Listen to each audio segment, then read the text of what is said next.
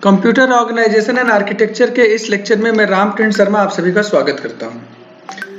आज एएलयू का दूसरा टॉपिक हम लोग पढ़ने जा रहे हैं, जिसको आप कह रहे हैं डिजाइन ऑफ लॉजिक सर्किट्स, है ना। तो लॉजिक सर्किट्स का जो डिजाइन है, मतलब वो किस तरह से एक्चुअली में एएलयू में होता है, कौन कौन से ऑपरेशन परफॉर्म होते हैं, इन सब के बारे में इस लेक्चर में हम लोग चर्चा करने जा रहे हैं। तो माइक्रो ऑपरेशंस के बारे में पिछले लेक्चर में बात हुई थी कि भाई अर्थमेटिक ऑपरेशंस होते हैं, लॉजिक ऑपरेशंस, शिफ्ट ऑपरेशंस, और इन सबसे मिलकर हमारा एएलयू बनता है। तो पिछले वीडियो को आप लोग देखिएगा जिसमें अर्थमेटिक सर्किट्स के बारे में डिस्कस किया गया है। यहाँ पर हम लोग लॉजिक सर्किट्स के बारे में बात करने जा रहे हैं। तो अगर अभी तक चैनल को आपने सब्सक्राइब नहीं किया है तो सब्सक्राइब कर लीजिए और आगे आने वाले वीडियोज का आनंद लीजिए। तो माइक्रो ऑपरेशंस क्या हैं? वह छोटे से छोटे ऑपरेशंस जिनको ना रजिस्टर्स की सहायता से कंप्यूटर ऑर्गेनाइजेशन में परफॉर्म किया जा सकता है, ठीक है। और वो छोटे ऑपरेशंस में रजिस्टर ट्रांसफर है, जिसमें जो डेटा है किसी एक रजिस्टर में वो दूसरे रजिस्टर में एज इट इज ट्रांसफर हो जाएगा। अर्थमेटिक ऑपरेशन में दो डेटा है हमारे पास, उसके ऊपर कोई अर्थमेटिक ऑपरेशन परफॉर्म होगा, उसका एडिशन होगा, सब्ट्रैक्शन होगा, है ना, ये सारे ऑपरेशंस, या इंक्रीमेंट या डिक्रीमेंट। लॉजिक ऑपरेशन जिसके बारे में आज हम लोग पढ़ने जा रहे हैं, उसमें भी छोटे छोटे माइक्रो ऑपरेशंस परफॉर्म होंगे जो बुलियन लॉज पर डिपेंड करेंगे। और शिफ्ट ऑपरेशन होता है जिसके बारे में आगे हम लोग देखने वाले हैं।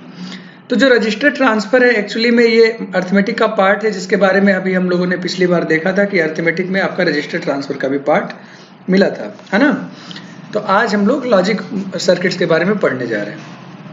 अब लॉजिक माइक्रो ऑपरेशंस की अगर हम बात करें तो ये बूलियन फंक्शंस पर डिपेंड करता है, जो वेन डायग्राम पर डिपेंडेंट था, है ना।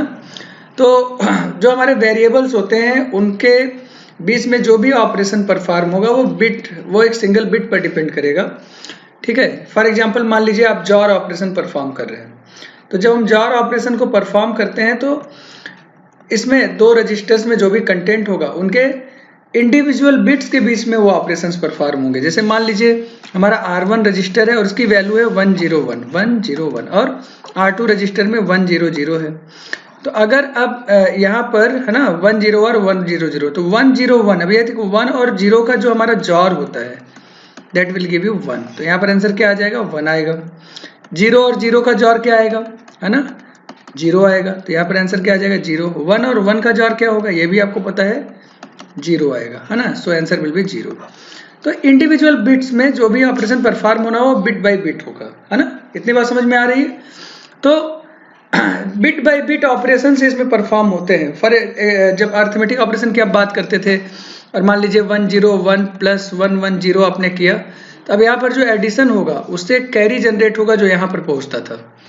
ऐसा कोई ऑपरेशन आपको लॉजिक सर्किट्स में देखने को नहीं मिलेगा। वहाँ पर इंडिविजुअल बिट्स के बीच में जो ऑपरेशन परफॉर्म होगा सिर्फ वही रिजल्ट का कॉज बनेगा। तो ये कुछ ऑपरेशंस हैं जो परफॉर्म यहाँ पर होंगे, दिखाई देंगे आपको परफॉर्म होते हुए, ठीक है। तो यहाँ पर जितने भी सिंबल्स हैं, है ना, जो अर्थमेटिक वाले सिंबल्स आपको दिखाई दे रहे हैं, 2000 एक्चुअली दो लॉजिकल सिंबल्स, जैसे प्लस है तो प्लस और को रिप्रेजेंट कर रहा है। इसी तरह से जो डॉट है यहाँ, जो जिसको आप मल्टीप्लिकेशन बोलते हैं अर्थमेटिक में, यहाँ पर उसको आप एंड बोल रहे हैं, है ना, एंड ऑपरेशन है ये आपका R1 बार चाहे लिखिए चाहे R1 के ऊपर से कॉम्प्लीमेंट लगा दीजिए। This is your not gate, है ना, नॉट को रिप्रेजेंट कर रहा है या कॉम्प्लीमेंट कर रहा है। तो आप नॉट गेट को कॉम्प्लीमेंट गेट भी बोलते हैं, क्योंकि ये आपका 0 को 1 या 1 को 0 में कन्वर्ट कर देता है। समझ में आ रही बात?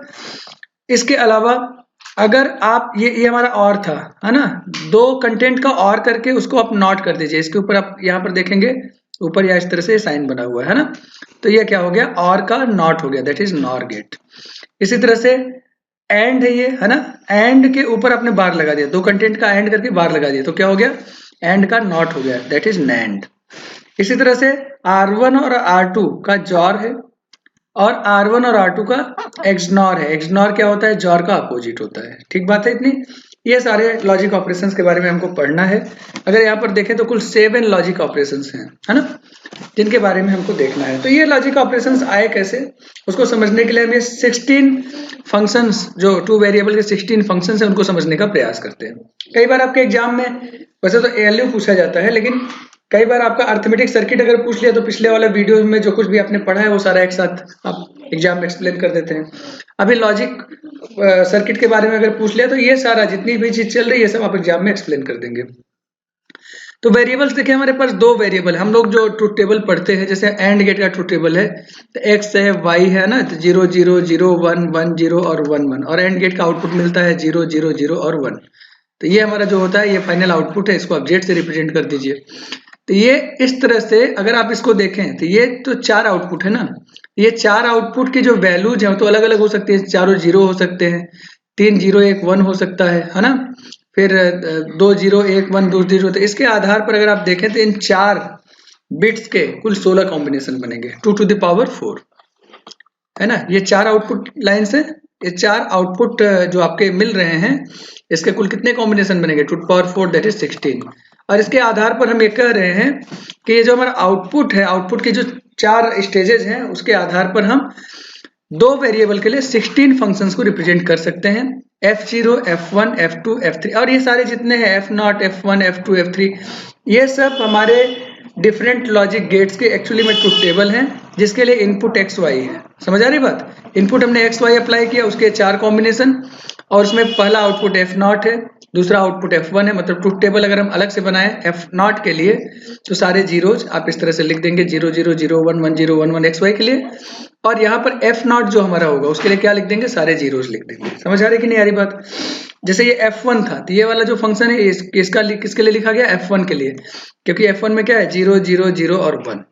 लेकिन जो हमारा इनपुट है वो इन्हीं इनपुट के लिए हम डिराइव करेंगे कि 0 0 की कंडीशन में 0 1 की कंडीशन में 1 0 की कंडीशन में 1 1 की कंडीशन में वेरिएबल बिट्स को बदलने पर आउटपुट में क्या इफेक्ट पड़ रहा है और उसकी वजह से वो कौन से लॉजिक को रिप्रेजेंट कर रहा है।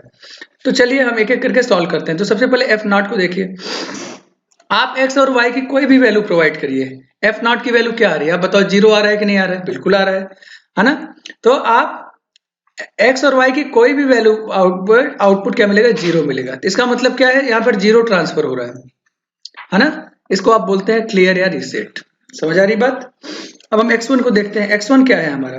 अगर आप ध्यान से देखें तो हम लोग किस तरह से एक्सप्रेशंस को सॉल्व करते हैं उसकी अगर हम बात करें तो जैसे मान लीजिए हम यहाँ पर लिख रहे हैं 0 0 0 1 1 0 1 1, ये इनपुट हो गया हमारा, और जो हमारा आउटपुट है f1 है उसको आपने लिखा 0 0 0 1। तो एक्चुअली में इसको सॉल्व कैसे करते हैं, जहां पर 1 लिखा है उसके सामने वाले दोनों वेरिएबल्स को देखिए, तो ये x है, x इज इक्वल टू 1 और y इज इक्वल टू 1। इसको आप लिखेंगे x और y, हम लोग SOP लिख रहे हैं, सम ऑफ प्रोडक्ट, है ना। तो सम ऑफ प्रोडक्ट के बारे में आपका जो डिजिटल इलेक्ट्रॉनिक्स है वहां पर सम ऑफ प्रोडक्ट आपसे डिस्कस किया जाता है बूलियन एक्सप्रेशन में। x की वैल्यू 1 है, y की वैल्यू 1 है, दोनों ही 1 है तो x y है। अगर किसी भी कंडीशन में x की वैल्यू 1 होती है और y की वैल्यू 0 हो जाती तो आप लिखते हैं x y बार, जहां पर 0 आ रहा है उसके लिए क्या लिखते हैं, y बार लिखते हैं। और चूंकि एक ही बार 1 आया है इसलिए एक बार आपको x y सीधे मिल गया, बस यही आपने लिखकर छोड़ दिया। ये जो x y है ये किसको रिप्रेजेंट कर रहा है, x डॉट y लिख सकते हैं, और डॉट का मतलब यहाँ पर क्या है, एंड है। तो एक्चुअली में ये कौन सी लॉजिक को रिप्रेजेंट कर रहा है, ये एंड लॉजिक को रिप्रेजेंट कर रहा है f1। तो a एंड b, एंड के फंक्शन को कभी कभी आप इस सिंबल से भी रिप्रेजेंट करते हैं जो यहाँ पर ऊपर की तरफ बना हुआ है ना, इस तरह से भी रिप्रेजेंट करते हैं। अब जरा देखते हैं f2 को, f2 हमारा क्या है, ये सब 0 है, केवल यही एक 1 है। अच्छा, आप इस कॉम्बिनेशन को कैसे लिखते हैं ये देखिए, तो आप ना डेसिमल वैल्यूज लीजिए, f0 0 डेसिमल है, 0 डेसिमल के बाइनरी बिट्स क्या होंगे 0 0 0 0 4 बिट में। f1 1 का बाइनरी रिप्रेजेंटेशन क्या होगा 0 0 0 1, 2 का बाइनरी रिप्रेजेंटेशन 0 0 1 0, 3 का बाइनरी रिप्रेजेंटेशन 0 0 1 1, 4 का binary representation 0 1 0 0 and so on. ये सारे जो भी आपके f के साथ डेसिमल वैल्यूज लिखी है उसका ये बाइनरी रिप्रेजेंटेशन नीचे आपको दिखाई दे रहा है। इतनी बात समझ में आ रही है? f2 को जब सॉल्व करेंगे तब इसके लिए तो ये 1 है ना, इस 1 के सामने देखिए x की वैल्यू 1 y की वैल्यू 0, तो क्या हो जाएगा x y बार, है कि नहीं, ये मिल गया आपको x y बार। अब ये डायरेक्टली किसी लॉजिक गेट को रिप्रेजेंट नहीं कर रहा है क्योंकि y बार नॉट को रिप्रेजेंट करता है और डॉट जो है वो एंड को रिप्रेजेंट कर रहा है। तो मतलब आप कोई एकदम क्लियर सा लॉजिक गेट अगर कोई हो उसको आप नहीं देख पा रहे हैं, इसलिए आपने क्या किया, इसको खाली छोड़ दिया। फिर आपने f3 की बात किया, अब f3 को जरा देखिए, f3 में 2 बार बना है, एक ये 1, और जरा इसके सामने के अगर हम वैल्यूज को देखें, इस 1 के सामने लिखा है x y बार। तो हम यहाँ लिखते हुए चल रहे हैं ना। तो F3 आपका क्या है, एक्स वाई बार, और एक और 1 आया तो बीच में आप प्लस लगा देंगे, और प्लस लगाया तो अब इस वाले 1 के लिए देखेंगे, ये वाला 1 हमारा क्या है, दोनों ही 1 है, एक्स वाई है ना, प्लस क्या हो गया एक्स वाई, एक्स को कॉमन करिए, वाई प्लस वाई बार आ गया। आपको बुलियन में पता है ना, वाई प्लस वाई बार 1 होता है, तो इसकी वैल्यू कितनी आ गई, एक्स आ गई कि नहीं आ गई, है ना। तो F3 की वैल्यू क्या हो गई, दैट विल बी एक्स। तो आपको आउटपुट क्या मिला, एक्स मिला। तो अब ध्यान से देखेंगे तो एक्स आपका ट्रांसफर हो रहा है, मतलब ए रजिस्टर का जो कंटेंट होगा वो सीधे सीधे ट्रांसफर हो जाएगा आउटपुट में। इसको आप लिख सकते हैं ट्रांसफर ए। क्लियर है कि नहीं क्लियर है, बिल्कुल क्लियर है। F4 को जरा आप देखिए, F4 में दिस इज 1 है ना, इस 1 के सामने देखिए x, और ये क्या है y, x is equal to 0, y is equal to 1, x bar y हो गया है ना, x की वैल्यू 0 थी तो x बार लगा दिया आपने। तो ये किसी लॉजिक गेट को रिप्रेजेंट नहीं कर रहा है, इसलिए आपने इसको खाली छोड़ दिया यहाँ पर। F5 की वैल्यू देखिए, इसमें 2 बार 1 है, एक ये 1 है, एक ये वाला 1 है। इस 1 के करस्पॉन्डिंग क्या है, x की वैल्यू 0 है, y की वैल्यू 1 है, x बार y, इसके लिए क्या है x और y है ना। दूसरे वाले 1 के लिए क्या है x y, तो x बार y प्लस एक्स वाई, यही लिख सकते हैं ना। तो यहाँ पर लिखा x बार y प्लस एक्स वाई, तो y कॉमन हो जाएगा, तो बचा क्या x बार प्लस x बार प्लस x की वैल्यू कितनी हो जाएगी 1, so answer will be y।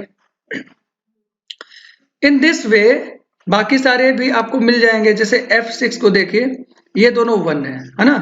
कई बार ऐसा होता है, चूंकि आप लॉजिक गेट के बारे में अच्छी तरह जानते हैं, शुरू में लॉजिक गेट आपको पढ़ाया गया है, आप एकदम स्टार्ट में वीडियोस को देखिए, तो दूसरा तीसरा वीडियो जिसमें लॉजिक गेट मैंने एक्सप्लेन किया है, कंप्यूटर ऑर्गेनाइजेशन की ही प्लेलिस्ट में आपको मिल जाएगा। तो वहां पर ये ट्रूथ टेबल अगर आप देखेंगे, तो जब 2 डिफरेंट बिट के लिए आउटपुट आपको 1 मिलता है, इसका मतलब वो जॉर गेट को रिप्रेजेंट कर रहा है। तो इस तरह से आपने यहाँ पर क्या लिख दिया, इसको आपने जॉर कर दिया F6 को, और इसका फंक्शन क्या होता है x बार y प्लस एक्स वाई बार। फिर अगले को देखिए F7 F7 किसको रिप्रेजेंट कर रहा है, तो F7 में जब दोनों बिट 0 हैं तब आउटपुट 0 मिल रहा है, और कोई भी एक बिट 1 है तो आउटपुट क्या मिल रहा है 1 मिल रहा है कि नहीं है। इसका क्या मतलब है, इसका सीधा सीधा मतलब है ये OR गेट है। तो F7 आपका क्या है, this is OR gate, OR logic gate. Clear है, ये OR लॉजिक गेट है, ये x प्लस वाई को रिप्रेजेंट कर रहा है, यहाँ पर प्लस क्या है OR को रिप्रेजेंट कर रहा है। ठीक है, F8 को देखिए, इसमें ये F7 का जस्ट अपोजिट है, ध्यान से देखिए है ना। F7 जहां जहां 1 है वहां F8 में 0 है, F7 में जहां जहां 0 है F8 में क्या है वो 1 है। तो एक तरह से कॉम्प्लीमेंट हो गया। तो आप F7 को आपने क्या बोला था, और बोला था ना, तो उसी का कॉम्प्लीमेंट हो रहा है, तो इसको क्या बोलेंगे, जो हमारा और मिला है, और में और का नॉट हो रहा है, मतलब ये क्या हो गया, नॉर गेट हो गया। तो this truth table is for nor gate है ना, ये हमारा नॉर गेट को रिप्रेजेंट कर रहा है। उसके तुरंत बाद देखिए, अब ये वाला जो हमारा टेबल आया था, इसका जस्ट अपोजिट ये वाला टेबल है। तो ये हमारा क्या था, जॉर गेट था, F6 हमारा क्या था, जॉर था, ये जॉर का नॉट हो गया, तो F9 हमारा क्या हो गया, एक्स नॉर हो गया है ना, ये हमारा एक्स नॉर हो गया। F10 को जरा देखिए, F10 है ना, इसको आप ध्यान से देखेंगे तो F5 का जस्ट अपोजिट है ना, F5 का जस्ट अपोजिट है। तो F5 हमारा क्या था, याद करिए, F5 हमारा क्या था, Y, F5 वाज Y, तो F10 हमारा क्या हो जाएगा, Y बार हो जाएगा है ना, इसका नॉट, तो नॉट B, यहाँ पर B डैश ट्रांसफर कॉम्प्लीमेंट है ये, तो नॉट गेट यहाँ पर आपको दिखाई दे रहा है। ठीक है, फिर F11 की अगर आप बात करिए, F11 को आप देखेंगे तो F4 का जस्ट अपोजिट है, ये आप लाइन खींचते जाइए है ना, यहाँ से पहचान पाएंगे आप, तो इसका जस्ट अपोजिट है। अब F4 हमारा क्या था, F4 था x बार y है ना, 0 1, यहाँ पर आपने लिखा भी है, आप यहीं से देखकर सारा कर सकते हैं, x बार y, कि x बार y का बार हो जाएगा है ना, x बार y का बार। अब इसको आप लिख सकते हैं x डबल बार प्लस y बार। ये जो आप यहाँ पर देख रहे हैं, this is from Boolean law, De Morgan's theorem है ना, x डबल बार की वैल्यू x हो जाएगी, x प्लस वाई बार। इस चीज को समझने के लिए आप एक बार बुलियन लॉज वाला वीडियो जरूर देख लें। तो x प्लस वाई बार हमको मिल गया, चूंकि ये किसी लॉजिक गेट को रिप्रेजेंट नहीं कर रहा है, इसलिए क्या कर रहे हैं, यहाँ पर डैश छोड़ रहे हैं। फिर F12 को देखिए है ना, अब एक लाइन से आप समझ पाएंगे, F12 क्या है, F3 का अपोजिट है, ये F3 है, इसका जस्ट अपोजिट है F12, क्योंकि F3 में आपका क्या है, लास्ट वाले दोनों बिट 1 थे, F12 में क्या है, ऊपर वाले दोनों बिट 1 है। क्लियर है कि नहीं, इसका जस्ट अपोजिट होने का मतलब क्या हुआ, मतलब यहाँ पर जो ट्रांसफर हो रहा था x ट्रांसफर हो रहा था, ध्यान से देखिएगा। अब यहाँ पर क्या ट्रांसफर होगा, दैट विल बी x बार। जब x है ना, x बार ट्रांसफर होगा तो क्या हो जाएगा, यहाँ पर हमने x बार लिख दिया। x बार मतलब ये भी नॉट गेट को रिप्रेजेंट करेगा, है ना, तो a बार इसमें ट्रांसफर होगा। फिर उसके बाद आप F13 को देखिए। F13 is opposite to F2। F2 का अपोजिट है F13, है ना। तो टेबल को एकदम मतलब आधा आपको सॉल्व करना है और आधे के बाद उसका सारा कॉम्प्लीमेंट ही मिलना है।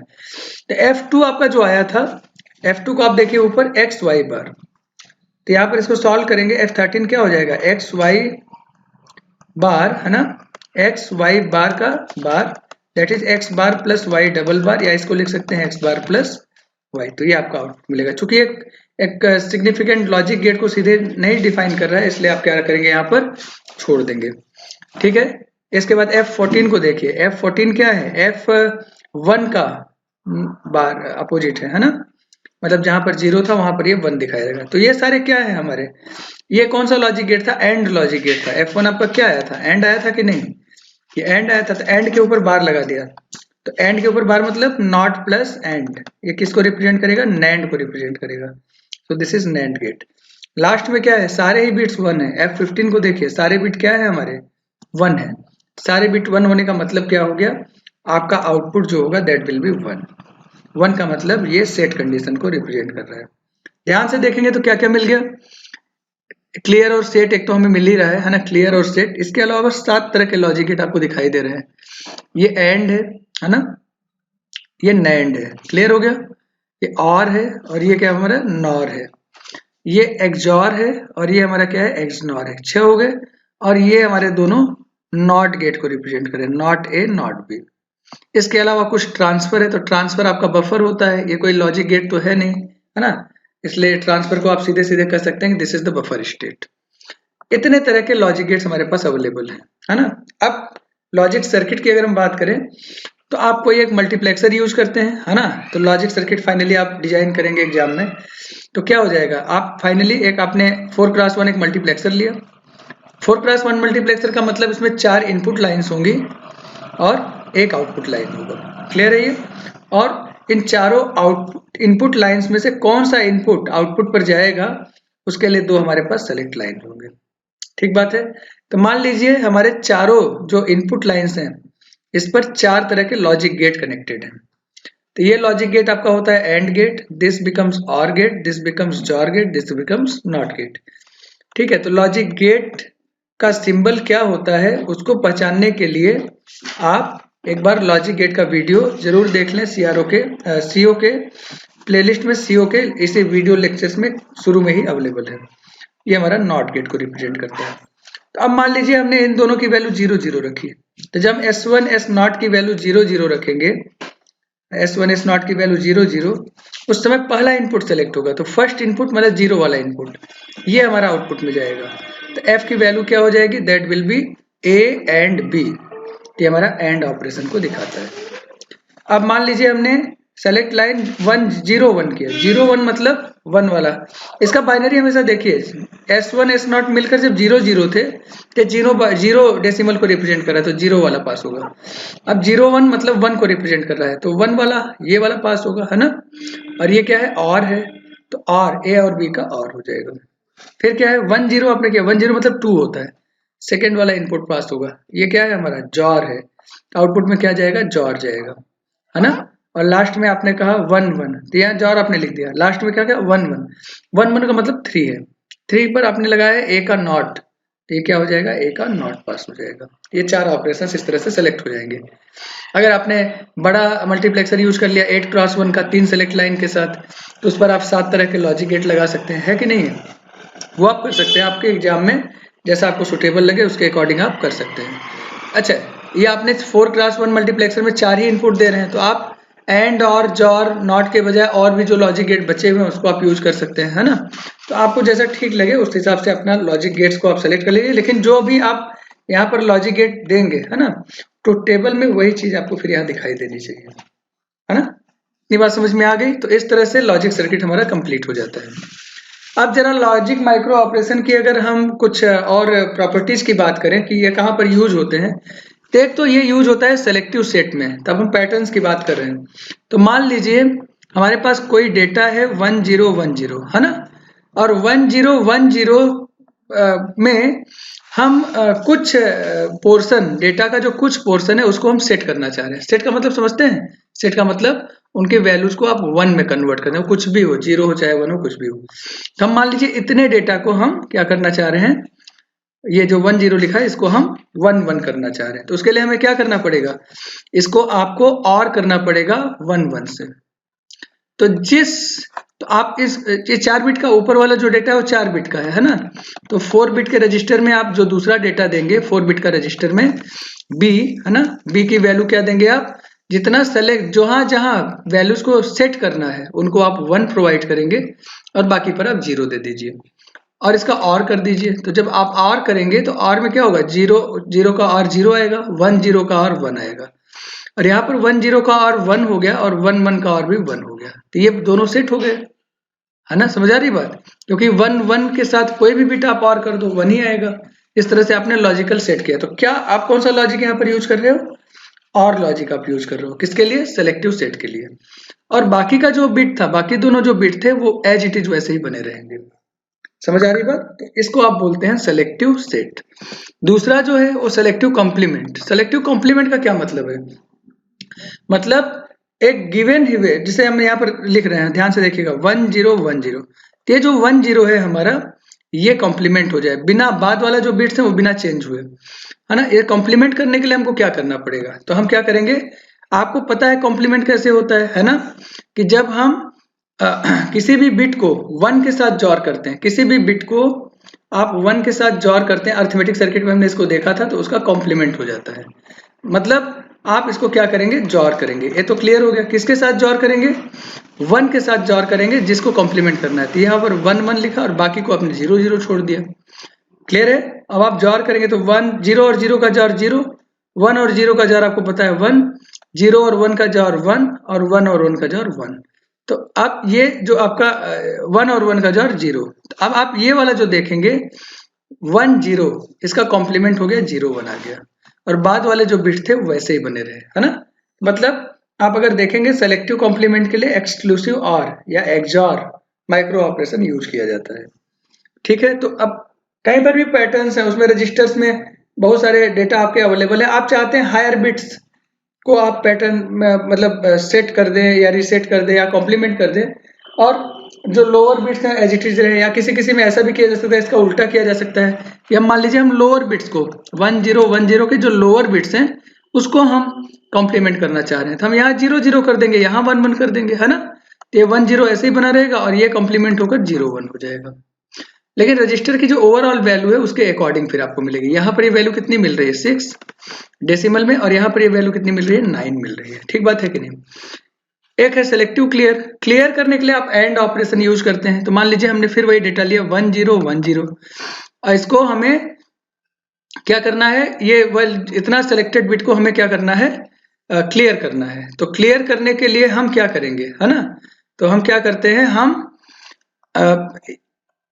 ये बी जो हमारा है, बी का बार ऑपरेशन चलाते हैं। तो बी हमने लिखा, दो तरीके हो सकते हैं। अगर आप एंड कर रहे हैं, ध्यान से देखिए, केवल रजिस्टर का एंड करना है, यहाँ पर 0 कर दीजिए, यहाँ पर 1 कर दीजिए, काम हो जाएगा। तो 0 के साथ जब ये एंड होगा तो आपको क्या मिलेगा, ध्यान से देखिए, 10 का एंड है ना 0 आएगा, और 0 का एंड 0। तो इतना क्लियर हो गया कि नहीं हो गया? और इधर 1 का एंड 1 आएगा और 10 का एंड 0 आएगा, तो ये 10 वैसे ही बना रहा, और ये हमारा क्लियर हो गया। समझ आ रही कि नहीं आ रही बात? दूसरा तरीका क्या है, 1010, आप ये हायर बिट दीजिए और यहाँ पर लोअर बिट, जिनको आपको गायब करना है या रीसेट करना है उसको आप हायर बिट हाई लॉजिक पर रखेंगे, और आप बी बार ऑपरेशन कर दीजिए, मतलब ए एंड बी बार, है ना। तो बी बार जब करेंगे तो बी बार का मतलब अब ये 0 हो जाएगा, 0 की तरह ट्रीट होगा। तो 0 का 0 हो गया, 1 का 0 हो गया, और ये हमारा 10 एज इट इज बना रहेगा, क्योंकि ये दोनों हमारे 1 की तरह बिहेव करेंगे बी बार में। इतने बात समझ में आ रही? तो चाहे आप ए बी बार से आप एंड करिए, चाहे आप ए बी बार करिए, चाहे आप ए बी करिए, दोनों के लिए आपको जो सेट पैटर्न्स होंगे उनकी वैल्यू आपको रखनी पड़ेगी।